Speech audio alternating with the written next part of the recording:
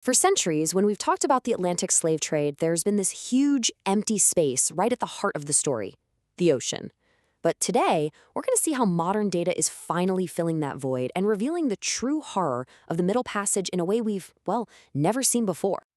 So let's start with a mystery, a question that comes from just one single, really powerful image. Take a look at this. I mean, it's a map of the Atlantic Ocean, a stretch of water between West Africa and South America. We've all seen that before. But this isn't charting weather patterns or shipping lanes. No.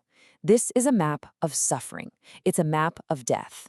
And to really understand what we're looking at, we have to first talk about what it's replacing.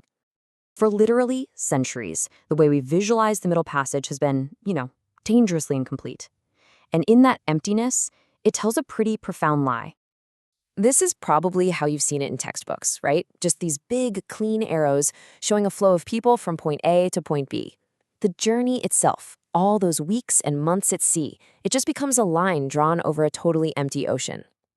And geographer Andrew Sluyter, whose work we're digging into today, he really hits the nail on the head. He points out that this approach treats the ocean like a void, like it's nothing more than a barrier you have to cross, not a place where history actually happened. And the consequence of all that blank space is it's huge. When the ocean is empty on the map, the 1.8 million people who died during the crossing are just erased. Their deaths become nothing more than a statistic, right? The difference between the number who got on the boat and the number who got off. The horror just becomes totally abstract. So how do we fill in that blank space? Well, the answer, it turns out, is buried in the archives, inside these really unusual and, frankly, haunting historical documents. Check this out. This is a page from a ship's logbook from the 1770s. Now, most ship captains, they only wrote down things like navigation and weather. But a few Dutch captains did something completely different. They recorded the exact moment and the exact location of every single death. And sometimes they even marked the entry with a hand-drawn skull. It's chilling. And this is what makes these logbooks so incredibly powerful. For the first time, researchers had the exact latitude and longitude coordinates for individual deaths. They also had basic info, like whether the person was a man, woman, boy, or girl. This wasn't just a simple count. It was a geographic record of human loss. So the research we're looking at here, it focused on just 25 voyages, from the Gold Coast to Suriname. But in this small sample alone, they found 463 meticulously recorded deaths. This very specific, harrowing data is the foundation for everything we're about to see. Okay, this is where data science smashes right into history.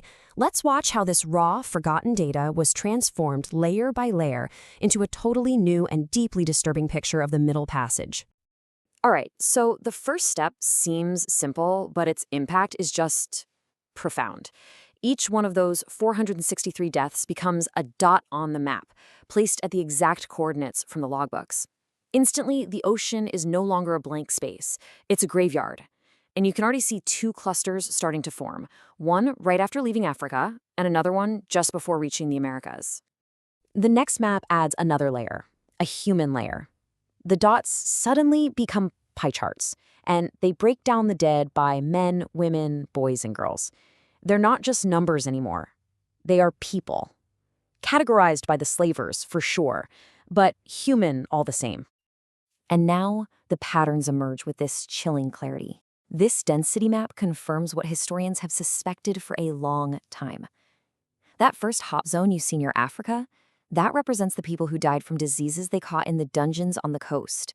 The second one, way over on the other side, that shows the people who finally succumbed to disease and malnutrition on board, as the brutal journey just dragged on and on. And here we are, right back at the map from the beginning. The data is transformed into what Sluyter calls a poisonous cloud of horror. And on the right, look at that. A 3D view turns the whole route into a funnel of death. Its wide mouth is on the African coast, and its narrow stem is just disgorging the survivors and the memory of the dead into the Americas. So, ultimately, this isn't just about making a better map. It's about using these new tools to fundamentally change how we feel and think about the past. The whole point of this work isn't academic detachment, not at all. It's to make the horror of the Middle Passage tangible, to visualize the crime scene in a way that numbers alone just never, ever could. It's actually designed to make you feel uncomfortable. And that brings us to this incredibly powerful, arresting quote from the author himself. The goal here isn't to create something beautiful, it's to show the truth. And the truth of the Middle Passage is repulsive. The success of these maps is right there in their ability to make us almost want to turn away. And in doing that, to understand exactly why we must never forget. This entire project just shows how data can fill in those blank spaces in our history, transforming abstract numbers back into human lives and human loss. And it really leaves us with a critical question, doesn't it? What other hidden histories are just sitting out there in the archives, waiting to be seen, to be mapped, and to finally be understood?